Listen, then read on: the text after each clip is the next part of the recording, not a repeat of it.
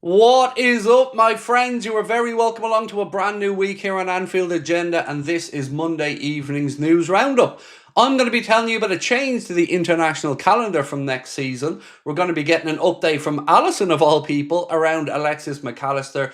We're going to try to figure out what is going on with Mohamed Salah. Is it just the eye test that says he's not playing well, or do some of the numbers back it up? And we'll have another interesting few bits and pieces, including more links to Michael Elise that we hope will keep you right up to date. Now, we play Atletico Madrid on Wednesday, and the preview for that game will be out tomorrow morning, so do keep an eye out for that one. I will be back here tonight at 8:45 for our usual live stream, but until then, let's get going with the news. Right, so, official, finally, common sense has prevailed with the international breaks. We all hate this September, October, November, staggered international breaks, and finally, they've done something about it. So today we can reveal that FIFA have confirmed, starting from next season, the international breaks in September and October will be combined into a single break from September 21st to October 6th.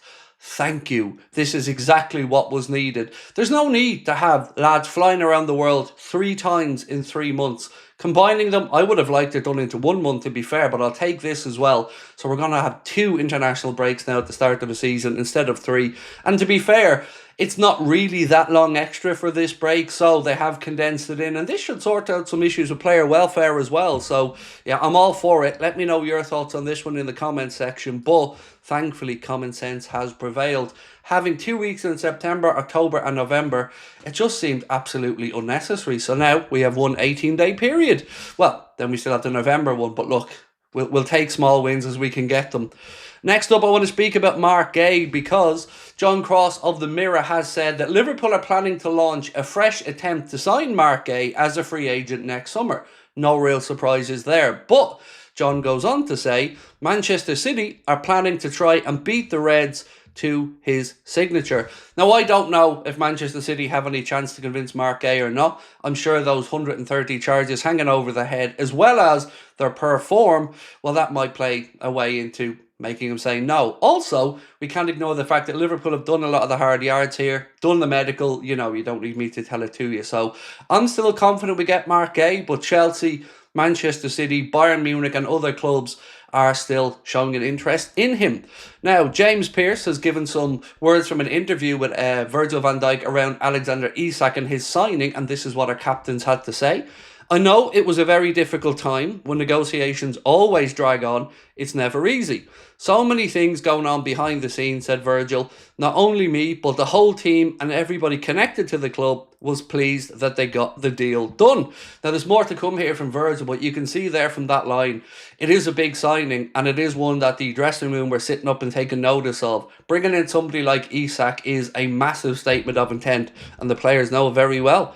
He went on to say, now he's here, he's part of the family, and it's time for him to be as fit as he can as quickly as possible and be important for us with goals, with assists and link-up play with what Hugo Ekitike has already been showing and doing, pushing each other and bringing us to the next level. Also from Virgil, he said what was going on between him and Isak in the Carabao Cup final. What were they talking about? He said, I'm not telling you. Maybe in 2 years' time or in 3 years' time, I will tell you. But for now, I can't remember.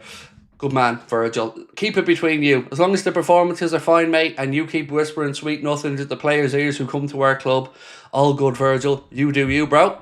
Right, next up, Andy Robertson speaking about Milos Kerkez, because what we did see this weekend was that there is still some developing to do with Milos Kerkez, particularly around his decision making, when to jump into challenges, when to hold off.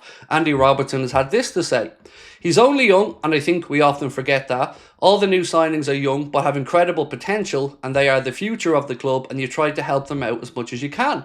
He will be the starting left back for Liverpool in the future, and it's up to me to push him this season and help him improve. He has a fantastic future ahead of him, and he just needs to keep working and not let it affect him, which it won't. He's a confident lad. I'll help him as much as I can, but I do want to play games and to be the starting left back, and I've got to keep pushing to try to produce my levels that I know I can. Good. Like I've always said, competition for places is a good thing in the squad, and competition at left back should only lead to better performances. Now, Nothing Liverpool related here, but Al Nassr are potentially going to table a record-shattering offer of £112 million for Manchester City's Phil Foden ahead of the Saudi Pro League transfer window deadline day on September 23rd, according to Fichajes in Spain, published by Transfer News Live. Let us know your thoughts on that one. I can't see a world where Foden wants to go, but, you know, it's football, so let's wait and see what happens.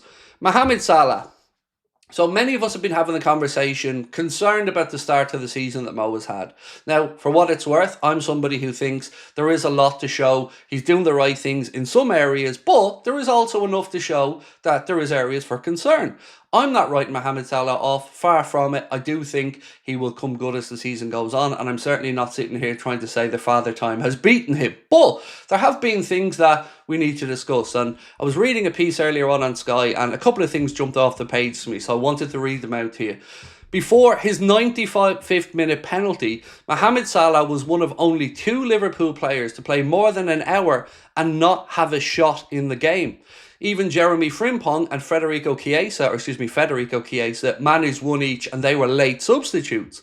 Salah also lost 5 out of his 6 individual duels and was dispossessed more than any other player on the pitch. When he did get the rare chance to cause some damage in the second half, he blasted across straight out for a goal kick. So as you can see, this isn't just fans making stuff up. We have a reason to ask what's going on here with Mo, and some of the numbers from the game show that he just isn't where he normally is. Now, for what it's worth, he's still doing a lot of good things. He's still working hard, still trying to get into the right positions, and he's still working his ass off for the team. So I'm not trying to say anything other than I think this is a temporary blip and that Mohamed Salah will prove his worth again as the season goes on. Now, let's talk about Mohamed Salah once again and his future at the club, or should I say his potential replacement. One piece we were reading today said, Liverpool are planning ahead for life after Mohamed Salah, who is 33 and has interest in the Saudi Pro League. Goes on to talk about his contract running until 2027. Then it says, there is an awareness at Anfield that when Mohamed Salah eventually departs, Liverpool will need an elite level replacement. Federico Chiesa is already in the squad, but his fitness issues and inconsistent form mean he's not yet trusted as a long-term successor. The piece goes on to say, Liverpool have been linked with Michael Olise of Bayern Munich as Salah's likely heir.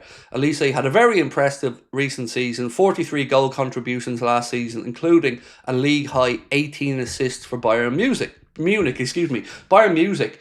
Feel free to use that one yourself. Start your own channel, Bayern Music. There you go.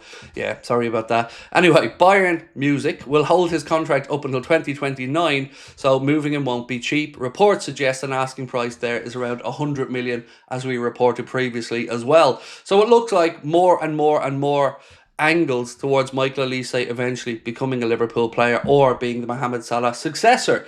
Now, fitness update time on Alexis McAllister, but not from the manager or the medical team, from Alisson Becker.